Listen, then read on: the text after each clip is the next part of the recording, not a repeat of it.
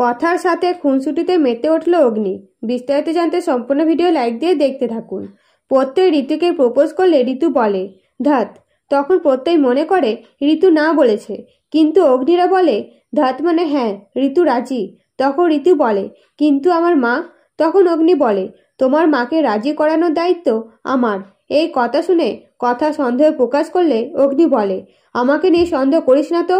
HOFকে যখন ম্যানেজ করতে পারি তখন ঋতুর মাকেও ম্যানেজ করতে পারবো। এই বলে ঋতুর বাড়ি যেয়ে প্রথমে কথা ঋতুর মাকে বলে।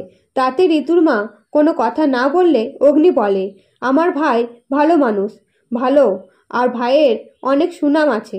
তখন ঋতুর মা চুপ করে দাঁড়িয়ে থাকলে অগ্নি বলে বুঝতে পেরেছি, আমাদের বাড়ি থেকে বড়রা, আমার পিসিয়া সবাই এসে আপনার সাথে কথা বলে যাবে। এই সব শুনে ঋতুর মা বলে বড় পাকা তুমি। তোমাকে তো দেখেছি নেকি মেয়েদের সাথে ছবি তুলতে, তোমার চরিত্র এতেই বোঝা যায়। আর তোমারই ভাই, তাহলে তার কেমন চরিত্র হবে তোমাকে দেখে ধারণা করতে পারছি। আর আমি যেখানে বিয়ে ঠিক করেছি সেখানেই ঋতুর বিয়ে হবে। তখন কথাটা ঋতুর বাড়ির বাইরে আসতেই অগ্নি বলে আমাকে অপমান করছিল আর তুই দাঁড়িয়ে দাঁড়িয়ে শুনছিলিস। তখন কথা বলে কাকিমা তো ঠিকই বলেছে, নেকি নেকি মেয়েরা তো আশেপাশে ঘুরঘুর করতেই থাকে। তবে মানছি এখন বদলে গেছেন, তাই কাকিমাকে এবার আমি উত্তর দিয়ে আসছি।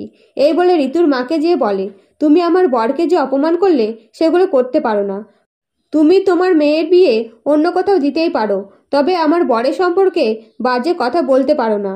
এরপরে কথাটা বাড়ি ফিরলে প্রত্যয় কান্নাকাটি করে। তখন অঙ্কিত বলে প্রত্যয়কে সিদ্ধান্ত নিতে যে প্রত্যয় কি করবে।